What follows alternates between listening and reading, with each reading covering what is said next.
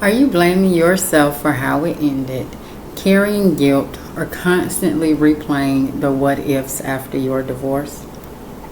If so, let's talk about how you can finally let go of that weight for good. See, divorce can leave us with heavy feelings of self-blame and wondering what we could have did better. I definitely had all of the what ifs replaying in my mind. But one thing that I learned was that holding on to blame only delays your healing and steals your power. And so today we're going to walk through 5 ways to release self-blame after divorce so you can move forward lighter, clearer, and more aligned with the next version of you. Because what I know for certain is that you didn't fail, you just transformed. And so if you are new to me or to the channel, hello and welcome. My name is Kay Catrice, and I am the Natal Chart Navigator and Dean of Education here at Understanding You University. And on this channel, I teach newly divorced women how to use their natal chart to heal and move through the 6 stages of divorce easier and with more grace. And even if you aren't newly divorced, but you're divorced and you want to learn, you're still kind of going through the divorce stages and you want to learn how to move and get past that, then this is the channel for you, okay? And so for those of you who are returning navigators, welcome back. All right, so let's jump into it. So the first way to release self-blame after divorce is to tell your truth without shame, okay? I did the best I could with who I was at the time. And that is a line that I use often. I specifically say, I did the best I could with what I knew, right? Because sometimes the stories that we repeat in our heads are harsher than anything anyone else has said. And if you are a Virgo, if you have strong Virgo energy in your chart, you probably beat yourself up harder than anyone outside of you ever could. But you have to start by telling yourself the truth and not the guilt-laced version of the story, okay? And so maybe you stayed too long in your marriage, or maybe you left too soon. It doesn't matter. Either way, acknowledge it, but don't anchor yourself in shame. You were surviving, you were navigating, and you were doing what made sense to you in that moment, so honor it, okay? And so a journal prompt that you may want to, try out is, what was I trying to protect when I made that decision? Okay. All right. And so the next one is to rewrite the narrative. Okay. You are not the villain, the failure, or the mistake. You are the author. And so self-blame thrives when we live in a one-sided story. So try this. Write out the old story that's playing in your head and then rewrite it from the lens of growth, compassion, and wisdom. Okay. Reframing does not excuse the pain, but it does expand your perspective. Okay. Now, if you look at your moon sign, your moon sign is your emotions. It's how you express your emotions, how you deal with guilt and shame, how you process it, okay? And so you can look at your moon placement to help you understand your emotional lens, okay? And so now if you don't know how to access your natal chart, then you can check out the Astrology Basics playlist There is a tutorial in there that explains how to pull it up for free on astro.com. I'll put the link to the Astrology Basics playlist in the description of the video, of this video. But also you can grab a free copy of the Natal Healing Method. My ebook is free. You can click the link in the description of the video or on the channel homepage and grab a copy. It is the first 3 steps of the Natal Healing Method, and each one of those steps explains exactly what to do after you pull your chart. It gives the steps on how to read your chart. Okay? All right. And so now, if you are enjoying this video, then please do give it a thumbs up, a like, and so that lets YouTube know to share this out with more women who may need this content, need to see this content. Okay. All right. So now the third one is to separate responsibility from worth. Okay. You are responsible for your healing. However, not every detail of what you're not responsible for every detail of what went wrong. Okay. And so many times as women, we will internalize the failure of a relationship as a reflection of our worthiness. Okay. But let me be very clear. You are not unlovable because it did not work. Okay. You are not unworthy because either they chose to leave or they couldn't meet you where you were. Okay. And so your worth is never base your worth on external circumstances. Okay.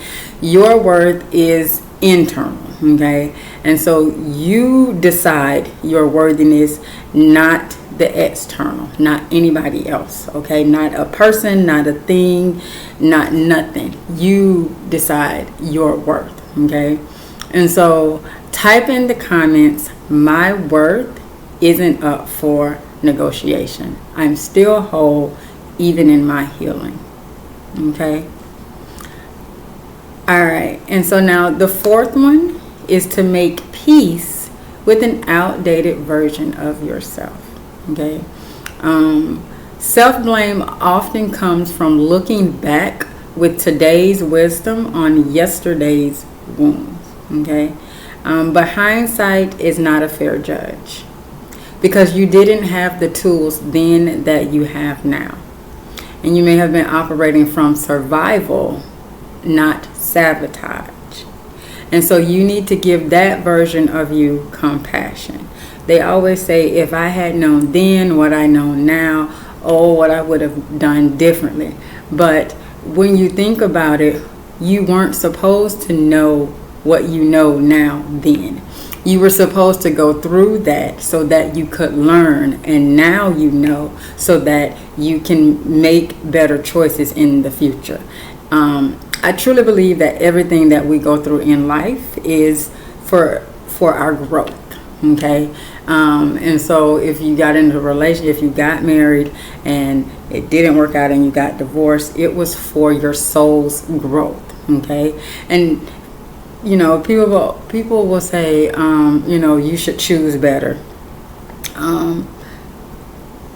But yes, sometimes we can make choices when it comes to our partners, and we may miss red flags or ignore red flags because we are, you know, looking at the potential versus what is actually being seen. But all of that is to grow your soul. Okay. And so don't ever let anybody make you feel bad for being divorced, because it's nothing to feel bad for. Okay. Because there's nothing stopping you from getting in a loving, healthy relationship in the future, because now you have the wisdom to know, you know, what it is that you want and desire in a partner versus what you don't. Okay. All right. So I want you to try this. Okay. you know, to make peace with an outdated version of yourself. I want you to place your hand over your heart and say, I forgive myself for not knowing what I didn't know. Okay? And you do this as a morning ritual every day until it softens. Or you could do it at night, or you can do it in the middle of the day, or whenever you feel called to do it. But if you are, really struggling with, with self-blame, do this until it no longer hurts. Okay? All right. And then the last and final one is to stop holding yourself to their standards. Now, this one for me was really big for me. Because sometimes the blame that you are carrying was never yours to begin with. Okay? Maybe you were told that everything in the marriage was your fault. Maybe you were gaslit into believing that you were the problem. Releasing self-blame also means releasing the version of you they needed you to be to soothe them.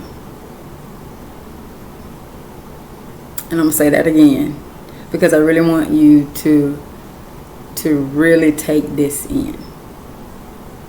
Releasing self-blame also means releasing the version of you that they needed you to be to soothe them.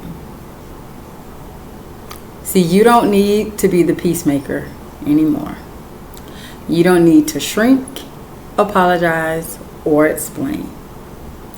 You are free to create a new identity. One that is not built from guilt, but from grace. And it can be hard, especially if your ex-spouse was very manipulative, if they liked to gaslight you. It can be hard to break away from that mental pattern. But you have to learn that is who they try to make you out to be, but that's not who you are. And so one thing that really helped me with this was Lisa Nichols. I love her so much, and she has the mirror exercise that she did. She tells the story about how after she got out, she was engaged, and she was with the guy, and after they broke up, because he picked her up and threw her across the room, and she was she ended up being clinically depressed, long story short. And they wanted to put her on medication, and she was and at this point she was a well-known speaker, well-known, doing personal development and stuff. And she was like, Prozac and Lisa Nichols just don't go, in the same sentence together. And so she created the mirror exercise. And so I'm going to put it in the comments. The mirror exercise really, truly allowed me to release the mental version of me that I had adopted, that I was the problem, that I was the reason why. And so if that is something that you really struggle with, then the mirror exercise will really help you to release that identity, so that you are now free to build a new identity, because you are no longer that person. Okay. All right. So those are the five ways. Now, divorce does not define your worth. You do. And releasing self-blame is about reclaiming your power and opening the door to the life that you not only want but deserve. And so remember that you are not broken, you are blooming, and it is safe for you to forgive yourself. All right, and so that's what I have in this video. And so if you have made it this far, thank you so much for allowing this conversation to pour into you. Releasing self-blame is not a one-time event. It is a journey. But you don't have to take the journey alone. And so my intention is to help you to navigate your divorce recovery with more clarity, ease, and grace. And so if this video resonated with you and it helped you to feel seen, validated, or even a little bit lighter, then give it a like and share it with another divorcee that could use some guidance and community while navigating her recovery. Also, drop a comment and share where you feel you are at in your healing journey. Okay, and so now if you want to continue to learn how you can use the natal astrology healing method for your divorce recovery and to be a part of the Understanding You University's Navigators community, then make sure you subscribe and click the bell so that you get notified when I upload new content or posts to the channel. Now, don't forget to check the description for additional tools and resources such as my ebook, From Breakup to Brilliance, the Natal Astrology Healing Method, which teaches the first 3 practical steps of the method, or if you want to book an energetic calibration reading with me, or any of the tools that I mentioned within the video. Okay, and that's if you want more guidance outside of the content that I provide on the channel. Okay. And so until next time, remember that possibilities are endless. And so if you can think of it, then you can definitely have it. And that should make you smile because you are the only one who can give it to you. All right. Have a good one.